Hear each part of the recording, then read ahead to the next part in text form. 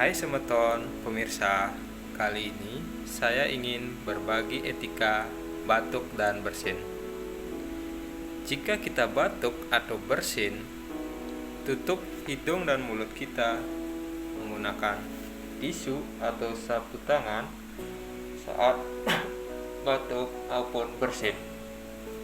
Setelahnya, buang tisu ke tong sampah dan cuci tangan kita pada air yang mengalir dan bersih menggunakan sabun.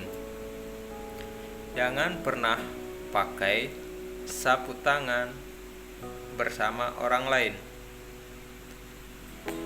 Dan jika kita batuk tidak membawa sapu tangan dan tisu, gunakan lengan bagian siku bagian dalam.